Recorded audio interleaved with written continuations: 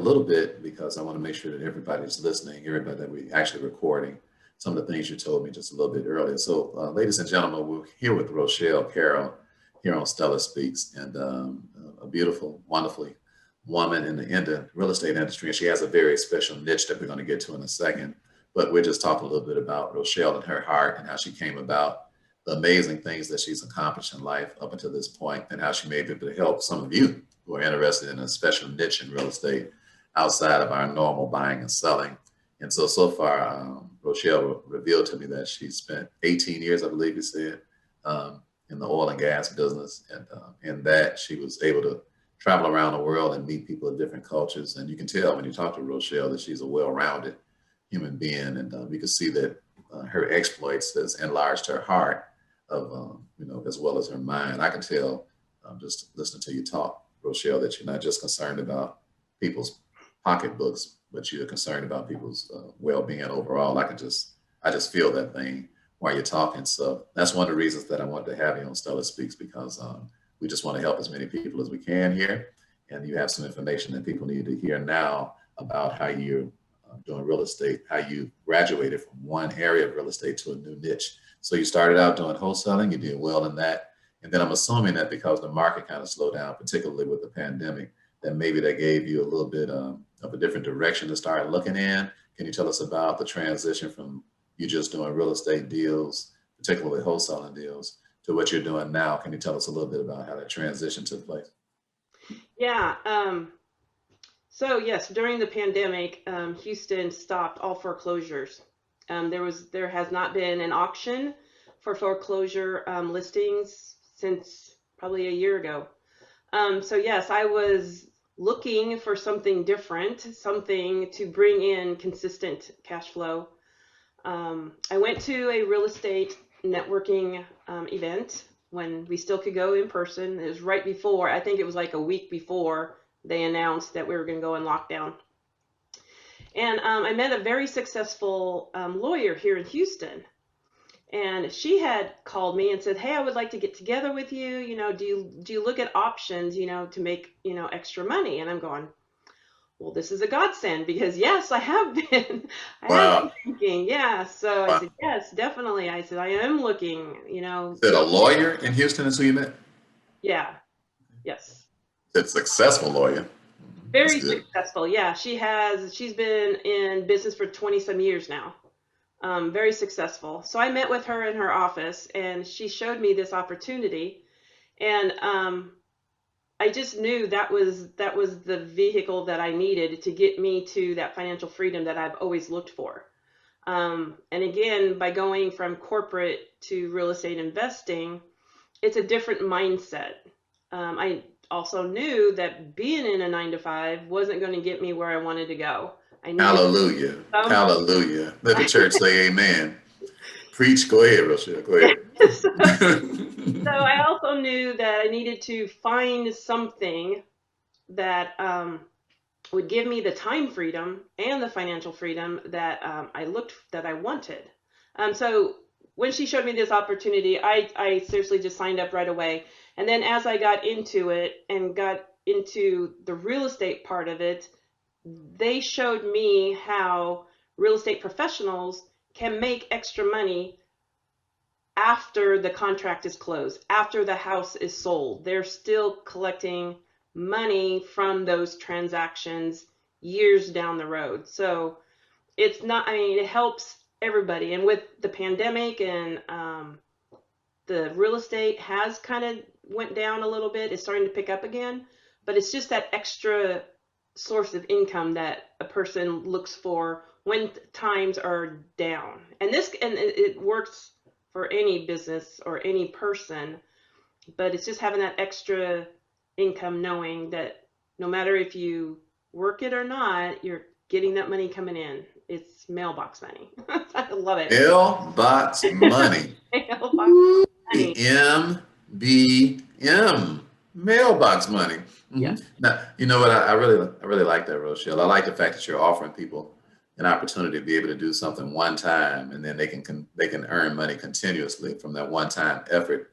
It sounds like that's what you're saying, that you, because real estate investors, one thing that we love is we love residuals. We love to do something and then collect money and collect money and collect money later, um, even though we made an effort to do something one time. So we're kind of tuned into that way of thinking. So what is it that you're doing now that will help us to be able to collect money? So let's say particularly to my real estate friends who actually buy and sell homes in terms of listing homes and all of that, and they're used to making a sale, and now they got to go make another sale to make some more money. So it sounds like what you're saying is that you have an opportunity here for the person who only makes money through their personal sales, that they can continue to make money afterwards just by offering something else to the customer that already bought a house. Is that, am I making sense? Is that what you're suggesting to us? Yes, yes. So the company I'm with, it deals with essential services. So it's energy, it's wireless phones, it's internet, it's TV, security system, it's identity theft. So all these services that people are needing to hook up when they buy a house, they can go to your website and they can shop for whatever services they want. And you get weekly bonuses for bringing those customers in, and then you also get anywhere from 3 to 20% residual income off those bills that you bring into the company. Call the police. What did you just say? Can you repeat that last statement again? You get how much? 3 to 20% residual income off those customers' bills. For how long? The life of the customer. I got to make sure there ain't no static in the line here. Yeah. Are you telling me that I sell a person, let's say my friends that are selling houses. So we sell a person a house, then we're just talking to the person, say, by the way, all these things that you're going to get in your house anyway, we can offer these things to you. Can we give them to them at some type of substantial discount than what it would normally cost? Would that be like a benefit to them? Yes, it is a discounted rate because our company does not do any outside marketing. They all rely on us, independent business owners. So we're the word of mouth. So yes, they are able to get discounted rates going through our company. That's amazing. And then every single time the person pays their bills that they're going to pay anyway, then we would get a check, you're saying. Yes. And even though we only set it up just one time. Yes. Okay, well, that makes a lot of sense. I'm sure it makes a lot of sense to my friends and colleagues, because I mean, that's what we do. We do things to make money later that we're doing today, things that we're doing today sort of pay us later. Well, Rochelle, if somebody is interested in getting involved in your company, what's the best way for them to be able to contact you? Because I'm excited, and I think that people need to get as much residual income as possible. So I want to make you accessible to our colleagues. Is it something that you can put in the chat box perhaps here? And Yes, I can put in my email address, and I can also put in my phone number. Great. All right. Also, I would like to say that we also work with Project Feeding Kids. So the company donates a free meal for every customer that we bring into the company. And that free meal is within that person's zip code. So it's local. It's right there in your backyard that children are getting fed. So that's another perk that I love about the company. But that's beautiful, because to me, if you're not helping somebody, I mean, what's the point of getting out of bed?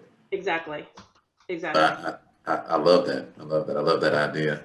And I like the fact that you're making something that's practical. So if a person is a real estate agent that's listening today, and they listed a house, sold a house, and now they're just having a casual conversation with their customer, and they say, by the way, with your electricity and with your alarm systems, with everything that you're doing in this house, we have some discounted services, some very valuable discounted services, some really good services, but at discounted rate for you because of the nature of our company. And should you decide you'd like to use that, we want to make that accessible to you.